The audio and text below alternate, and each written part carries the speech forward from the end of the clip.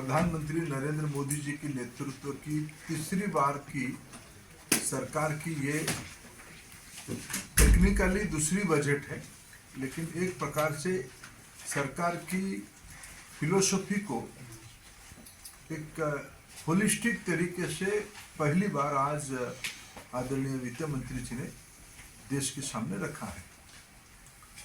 मैं एक वाक्य को पुनः उद्धृत करना चाहूंगा। अभी अभी प्रधानमंत्री जी ने बजट के ऊपर रिएक्शन देते हुए कहा,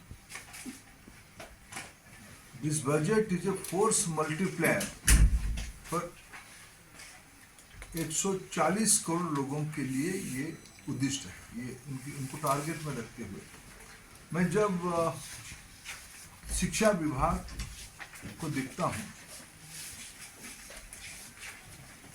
आज देश की आबादी की लगभग 50% यानी जीरो से जन्म से लेके 25 साल की उम्र तक देश की आबादी में 47% इसी आयु वर्ग के हैं।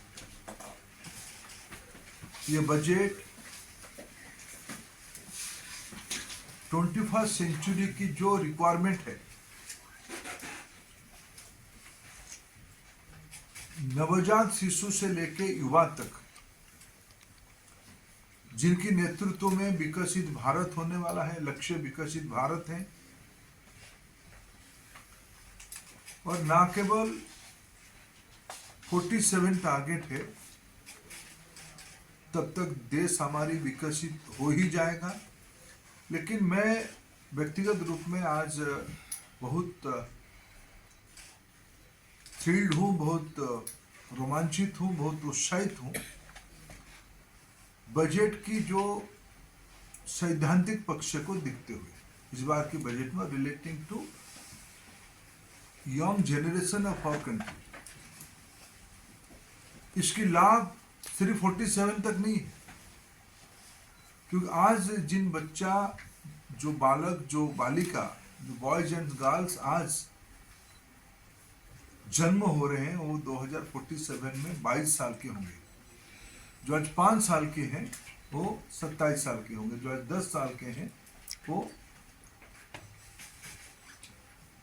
32 साल के होंगे। और जो 20 साल के हैं, जो कॉलेज में है, वो 42 ईयर्स में होंगे। आप अनुमान करो, जो व्यक्ति 22 से 42, 22 टू 42 एज ग्रुप में रहेंगे 47 में, they are the global leaders. उनकी एम्पावरमेंट के लिए इस बजट में कई सारे आउटलाइन किया गया है। मैं इसलिए प्रधानमंत्री आदरणीय श्री मोदी जी और देश की वित्त मंत्री आदरणीय निर्मला सीतारमण जी का आभार प्रकट करता हूँ। Quality school education, skilling, nurturing innovation, entrepreneurship and research, these are the broad indicator of this budget. भारतीय ज्ञान परंपरा को आगे ले जाने के लिए इस बजट में कई कल्पना किया गया है। मैं अगर स्पेसिफिक उस कोहर्ट की कुछ बेनिफिट के बारे में आपके सामने कहूँ, उनके बारे में बजट में उल्लेख किया गया है। जो एग्जिस्टिंग स्कीम सब है हमारे दोनों डिपार्टमेंट की, school education and higher education की, जो सेंट्रल स्पॉन्सर स्कीम्स है, सेंट्रल स्कीम्स हैं, ये प्रोग्राम तो चलेगा ही, लेकिन एबव ऑल आज राष्ट्रीय शिक्षा नीति के तहत जो हमारी फाउंडेशनल कोहर्ट है, बाल बाटिका हम लोगों ने शुरू किया है। उस आयु ग्रुप में, इस एज ग्रुप में न्यूट्रिशन और कुछ टीचिंग लर्निंग मटेरियल की इन्वॉल्वमेंट हो, ये उसकी एक स्ट्रैटेजी है। सक्षम आंगनबाड़ी पोषण 2.0 उसकी एक पहला फाउंडेशन स्टोन है। इसकी ब्रैकेट में 8 करोड़ बच्चे रहते हैं और 1 करोड़ प्रेग्नेंट मदर रहते हैं। ये इम्प्लीमेंट WCD डिपार्टमेंट करने वाला है, लेकिन मैं इसको एक एजुकेशन फैमिली की पार्ट मानता हूँ, न्यू जनरेशनल डिपार्टमेंट मानता हूँ। न्यू जनरेशन की देखभाल करने वाला डिपार्टमेंट मानता हूँ। मैं इसीलिए इसे शुरू कर रहा हूँ। सक्षम आंगनबाड़ी तथा पोषण 2.0 में इस बजट में आउटलाइन किया गया है। देश में पिछले 10 साल में अटल टिंकरिंग लैब की एक सक्सेसफुल पायलट इम्प्लीमेंटेशन हो गया।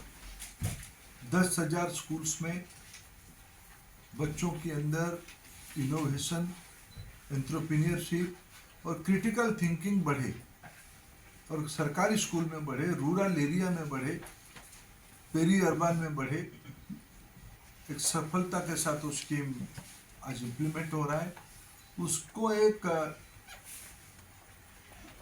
क्वांटम जंप देने के लिए, लीप फ्रॉगिंग करने के लिए, फिलिप देने के लिए इस बार बजट में 50,000 अटल टिंकरिंग लैब अगले 5 साल के अंदर बनाने के लिए एक जायंट स्टेप लिया गया है। मित्रों, अभी जो असर की रिपोर्ट आई है उसमें एक इंडिकेशन ये है, मैं आज बजट में ही कहूँगा लेकिन मैं एक असर की एक स्टैटिस्टिक्स को कोट कर रहा हूँ।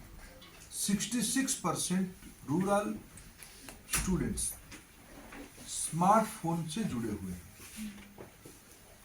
स्मार्टफोन यानी इंटरनेट से जुड़े हुए हैं। मैं ये मान सकता हूँ आज देश में 60-65%, 70% शहर को अगर हम मिला ले 70% बच्चे एक प्रकार से स्मार्टफोन और इंटरनेट से जुड़ चुके हैं। अनुमान सरकार इसकी सैचुरेशन करने के लिए और क्वालिटी एजुकेशन के लिए देश की सभी सेकेंडरी स्कूल्स में जहाँ 9 to 12 बच्चे पढ़ेंगे, ब्रॉडबैंड कनेक्टिविटी की इस बजट में एक आउटलाइन दिया गया है। उसके लिए वित्तीय प्रोविजन किया जाएगा। प्रधानमंत्री मोदी जी दायित्व में आए तब देश में 65,000 IIT स्टूडेंट्स होते थे। 16 IIT तब तक बन चुके थे। अभी IITs की संख्या 23 है और 1,35,000 अभी स्टूडेंट्स हैं। जब हम देश में इनोवेशन और R&D की महत्व देते हैं तो हमारी IITs और IISc हमारी इसकी मूल आधार स्तंभ है। बाकी इंस्टीट्यूशन भी अच्छे काम करते हैं लेकिन IITs हमारे एक रिसर्च यूनिवर्सिटी के रूप में, टीचिंग यूनिवर्सिटी तो है ही, रिसर्च यूनिवर्सिटी भी है, लेकिन आगे उसको एक इनोवेशन यूनिवर्सिटी, टीचिंग, रिसर्च और इनोवेशन एक इकोसिस्टम एक दूसरे से जुड़ी हुई है। 6,500 नए IITians को उसमें से इस बजट में जोड़ने की व्यवस्था किया गया है। नए कोर्सेस, विशेष करके जो फ्यूचरिस्टिक कोर्स, तो IIT अपना अपना कोर्स इन्विजन करेंगे। AI और 21st सेंचुरी की जो डिस्रप्टिव आइडियाज आ रहा है उस ढंग से IITs आज ए ऑटोनोमस बॉडी वो अपना कोर्स इन्विजन करेंगे। ऐसे 6,500 नए स्टूडेंट्स के लिए हॉस्टल्स, क्लासरूम, फैकल्टी, ये सब उसमें से व्यवस्था किया जाएगा। मित्रों, पिछले बजट में AI in agriculture, AI in health care, AI in sustainable cities, Bhopal IITs के नेतृत्व में AI in agriculture, Delhi IIT और दिल्ली एम्स के नेतृत्व में AI इन हेल्थ केयर और कानपुर IIT के नेतृत्व में AI इन सस्टेनेबल सिटीज, ये हब करके काम कर रहे हैं। उनकी तीनों को मैं अगर उनकी स्पोक्स को इकट्ठा मिलाऊं, लगभग 25 इंस्टीट्यूशंस उनके साथ भी जुड़े हैं। ऐसे एक्सीलेंस के लिए इस बार बजट में 500 करोड़ रुपया की व्यवस्था किया गया है। बजट में PMRF शुरू किया गया है। उसकी फर्स्ट फेज बड़े सफलता के साथ पूरा हुआ है।